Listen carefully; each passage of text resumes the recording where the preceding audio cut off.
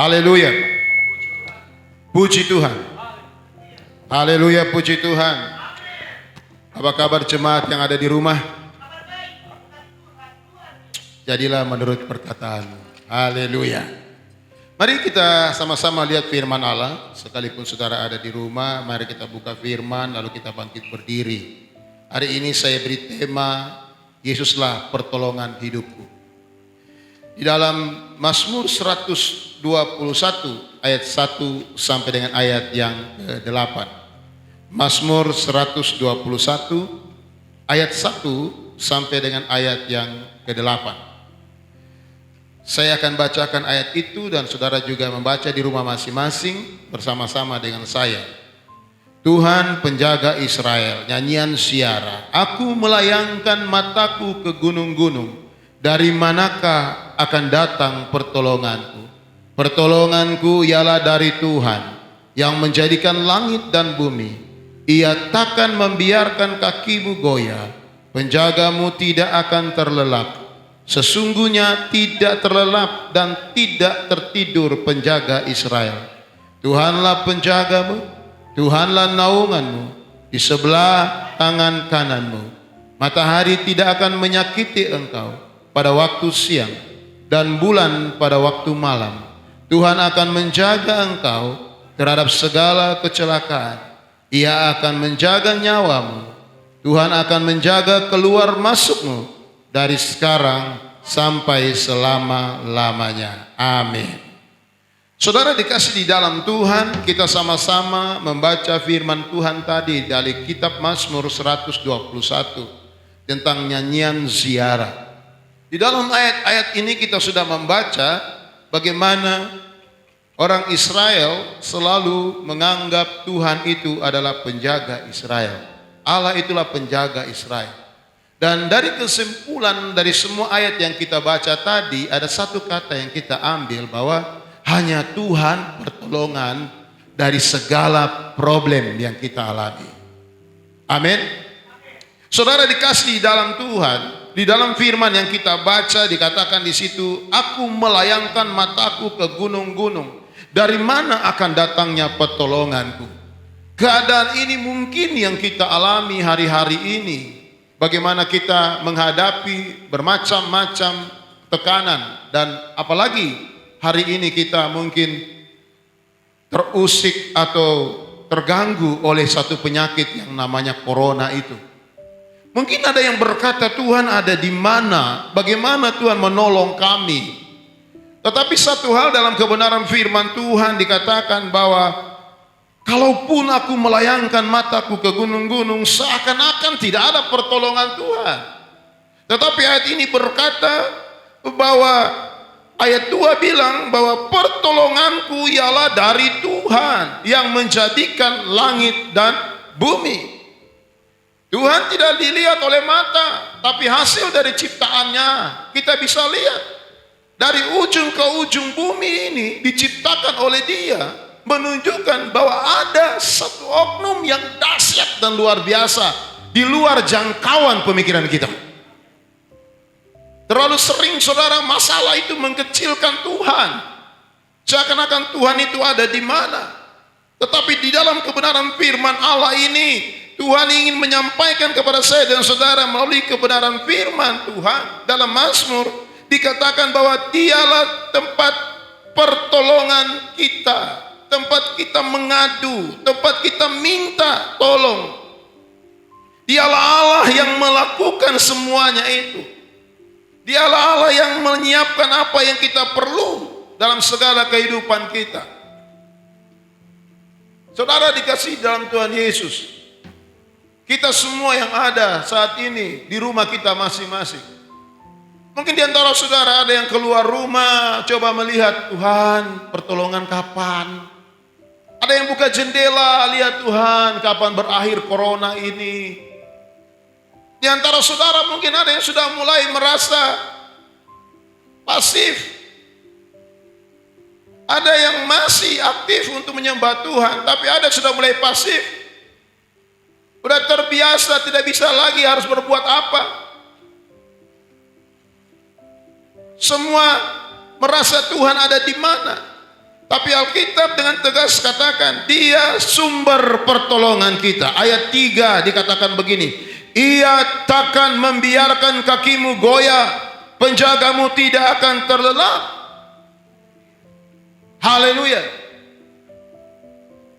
Saya tidak tahu saudara mulai goyah atau tidak, tapi Alkitab katakan dia tidak akan membiarkan kakimu goyah. Dia selalu menjaga engkau dan memelihara engkau. Bicara kaki goyah, saudara, berbicara orang yang sudah tidak kuat lagi, tidak sanggup untuk berdiri, tidak sanggup untuk berpijak dengan keadaan yang ada. Tetapi kalau kita melihat pertolongan Tuhan, apa yang dikatakan dalam kebenaran ini membawa kita, mengajar kita bahwa tidak ada pertolongan lain selain kita mengandalkan Tuhan saja. Selain kita meminta anugerah Allah terjadi dalam kehidupan kita dan keluarga kita.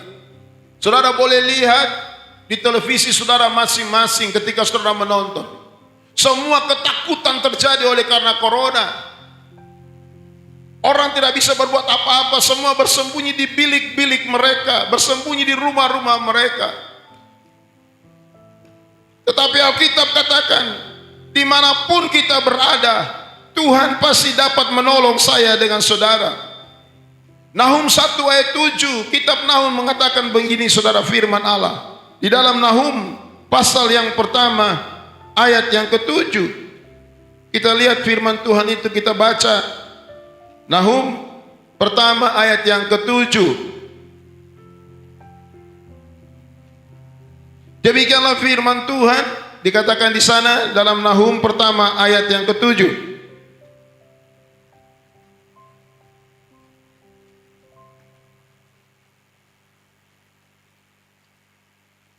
Tuhan itu baik. Ia adalah tempat pengungsian pada waktu kesusahan. Ia mengenal orang-orang yang berlindung kepadanya. Amin. Di dalam ayat ini dikatakan Tuhan itu baik. Dia tempat pengungsian pada waktu kesusahan karena corona. Begitu saudara.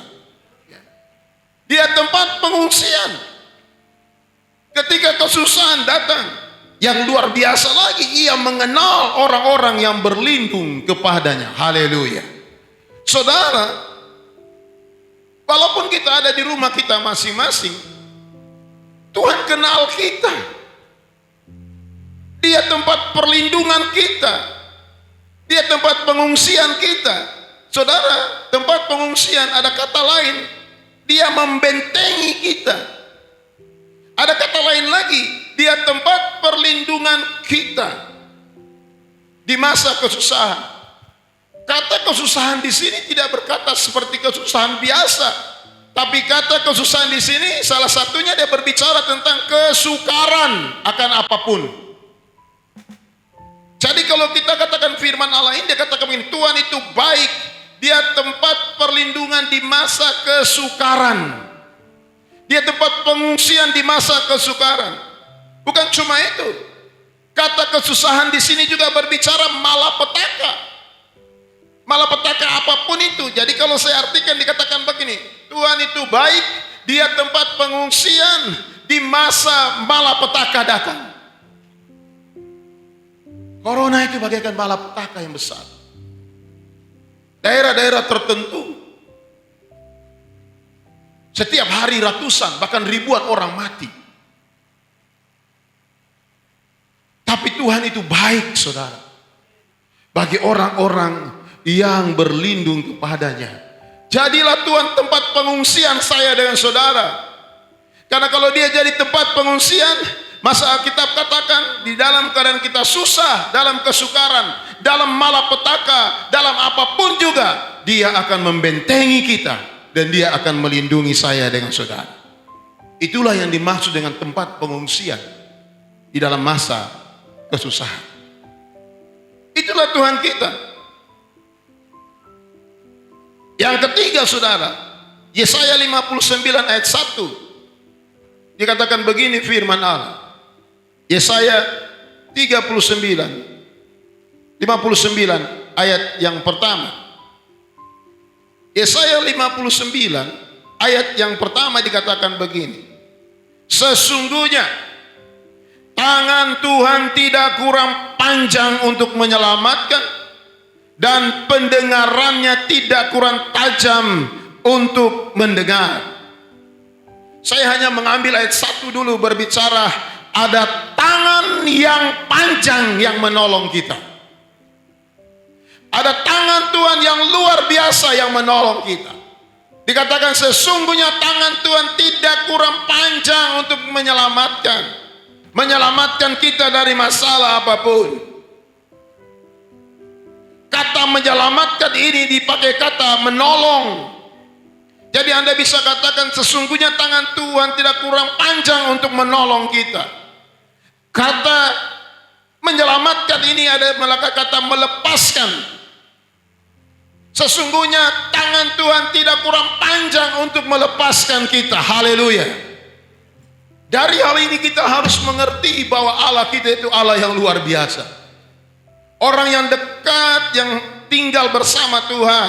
Orang yang demikian yang merasakan tangan Tuhan yang menyelamatkan, yang menolong, dan yang melepaskan mereka. Inilah saudaraku yang menjadi kekuatan saya dengan saudara. Kenapa saya katakan Allah itu penolong, Yesus itu penolong bagi kita? Yang keempat dia katakan, Tuhan adalah benteng dalam masa-masa kesukaran. Mazmur 9 ayat yang ke-10 dikatakan begini firman Allah. Mazmur pasal yang ke-9 ayat yang ke-10, firman Tuhan berkata demikian. Demikianlah Tuhan adalah tempat perlindungan bagi orang yang terinjak dan tempat perlindungan pada waktu kesesakan. Haleluya. Amin. Jadi Tuhan ini adalah tempat perlindungan kita pada masa kesukaran, pada waktu kesesakan. Alkitab dengan tegas memberitahukan kita, demikianlah Tuhan adalah tempat perlindungan bagi orang yang terinjak dan tempat perlindungan pada waktu kesesakan. Luar biasa, saudara. Kalau kita belajar Alkitab, melihat kebenaran ini, satu hal yang luar biasa yang menarik di sini, bahwa Allah itu tidak sedikit pun meninggalkan saya dan meninggalkan saudara. Haleluya. Dan Alkitab juga menjelaskan bahwa Tuhan tidak pernah melepaskan, tidak pernah meninggalkan, dan tidak pernah membiarkan saya dan saudara mengalami apapun juga dalam segala hidup saya dan saudara. Jadi Tuhan melepaskan orang-orang yang berseru kepadanya dengan sungguh-sungguh dalam kasih karunia-Nya itu. Haleluya. Mazmur 72 ayat 12 dia bilang begini. Di dalam Mazmur 72 ayat yang ke-12.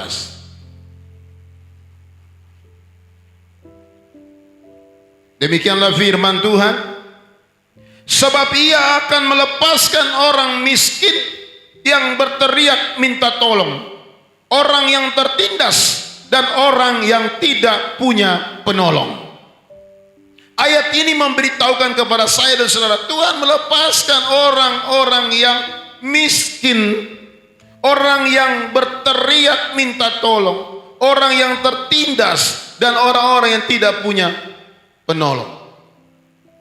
Saudara dikasih dalam Tuhan, ayat ini memberitahukan kepada saya dan saudara bahwa Allah itu sangat dekat dalam kehidupan orang-orang yang betul-betul membutuhkan pertolongan, termasuk orang-orang yang berkekurangan. Tetapi orang-orang yang betul-betul berkekurangan, yang betul-betul takut akan Tuhan, yang betul-betul menjadikan Tuhan tempat pengungsian, menjadikan Tuhan adalah benteng kehidupan mereka. Orang-orang beginilah yang Tuhan tidak pernah tutup telinga untuk menolong mereka. Tuhan melepaskan mereka dari kesukaran mereka. Tuhan melepaskan mereka dari kekurangan mereka. Tuhan melepaskan mereka dari masalah yang mereka hadapi. Saudara, kata melepaskan di sini adalah menolong. Kata melepaskan di sini adalah menyelamatkan yang tertindas, yang tertekan. Jadi orang-orang yang tertindas itu sama seperti orang-orang yang tertekan. Saya terlalu yakin saudara tertekan di rumah saudara masing-masing oleh keadaan. Percaya bahwa Tuhan akan melepaskan saya dengan saudara. Haleluya. Waktu Tuhan itu pasti yang terbaik dalam hidup saya dengan saudara. Karena itu janji Tuhan dalam kehidupan saya dengan saudara. Sama seperti Mazmur 33, Mazmur 34 ayat yang ke-20. Dikatakan begini firman Allah. Mazmur 34 ayat yang ke-20.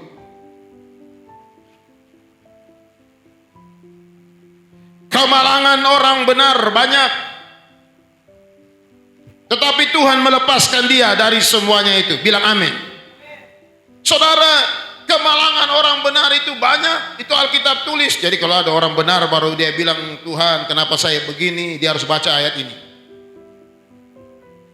Kemalangan kita itu banyak, tapi bukan berarti Allah membiarkan kita, tidak. Kemalangan kita itu banyak, tetapi dikatakan bahwa Tuhan melepaskan kita. Haleluya. Dikatakan jelas, tetapi Tuhan melepaskan dia dari semuanya itu. Bilang saudaramu, istrimu, keluargamu di rumah kiri kanan, Tuhan akan melepaskan kita. Tuhan akan melepaskan kita. Haleluya. Haleluya. Tuhan melepaskan orang-orang benar dari kesukaran. Haleluya. Dia Allah yang luar biasa dalam kehidupan saya dengan saudara. Dia Allah yang ajaib. Oleh sebab itu saudaraku, di dalam surat Ibrani, Tuhan bicara dengan tegas. Ibrani pasal 2 ayat yang ke-18. Dia katakan begini firman Allah. Dalam Ibrani pasal yang kedua ayat yang ke-18, kita baca ayat itu.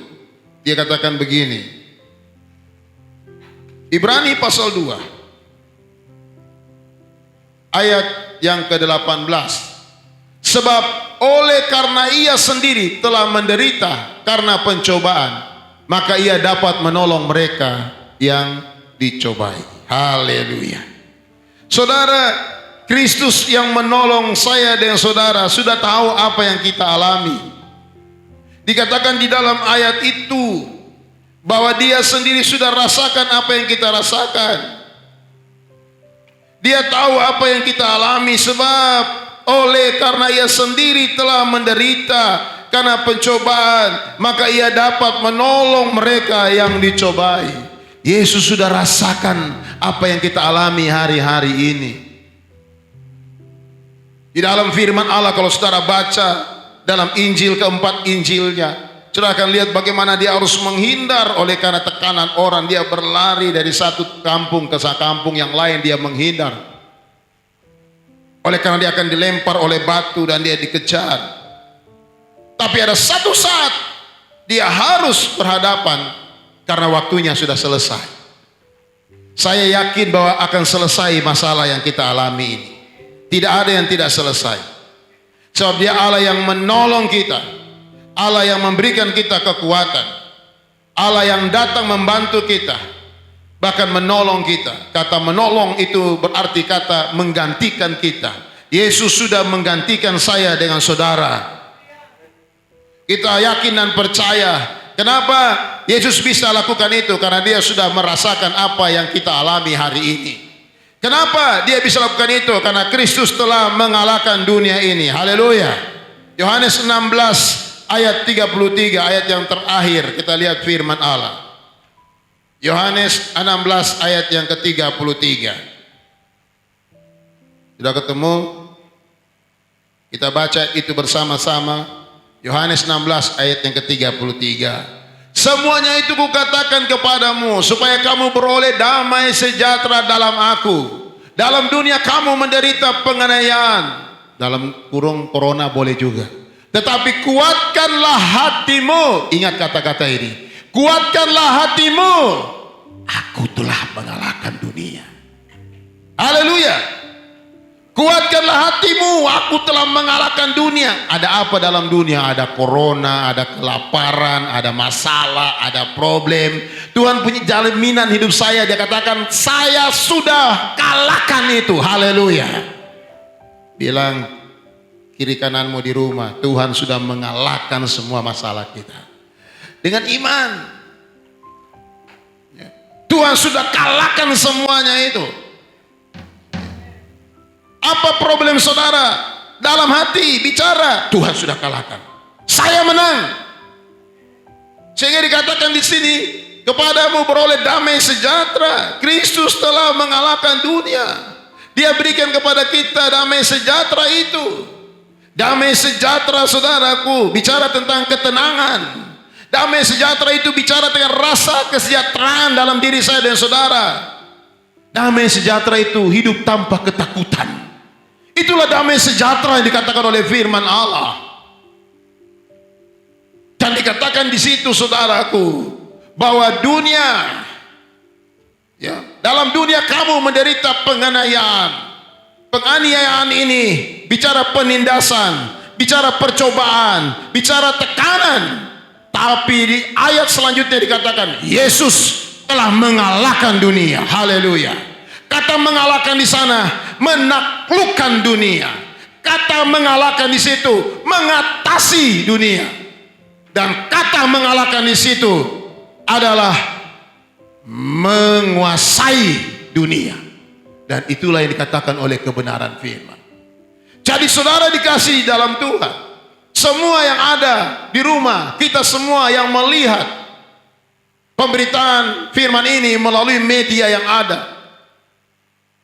Saya ingin beritahukan kepada saudara, tidak ada tempat lain di mana kita untuk datang berlindung selain kepada Yesus, penolong kita yang sudah mengalahkan dunia dan sudah menguasai dunia, yang sudah mengatasi segala masalah, dan yang terpenting dia sudah menaklukkan dunia ini. Saya tidak tahu saudara lagi nonton ini mungkin menghadapi tekanan yang berat, menghadapi persoalan yang berat. Karena mungkin kita terkurung di rumah kita masing-masing. Saya bisa bicara terkurung karena saudara tidak ada luasa untuk keluar. Karena ada aturan-aturan di luar sana yang melarang saudara untuk berkumpul. Tapi saya mau katakan kepada saudara, sekarang saudara harus mengimani, membuktikan dalam diri saudara masing-masing, dalam hati saudara masing-masing, dalam mulut bibir saudara masing-masing untuk katakan, Yesus telah mengalahkan dunia. Yesus telah mengalahkan corona. Yesus telah mengalahkan masalah. Yesus telah mengalahkan segala problem yang saya alami. Dan kita aminkan itu dalam hidup saya dan saudara. Hancurkan segala roh ketakutan yang sering timbul dalam hati kita, yang seringkali menghantui kita. Gak mungkin kamu berhasil, gak mungkin kamu bisa, gak mungkin kamu bisa lalui. Buang itu dengan kuasa Tuhan. Dalam nama Yesus saya keluarkan dalam hati saya. Saya orang menang karena Yesus sudah mengalahkan dunia ini. Biarlah itu menjadi kekuatan kita sebagai orang percaya. Dalam kita menghadapi tekanan hidup ini, kita hanya ingin katakan, Tuhan, Engkau ajaib bagi kami semua. Engkau luar biasa dalam hidup kami, Tuhan. Terima kasih Tuhan. Tundukkan kepala di hadapan Tuhan. Terima kasih.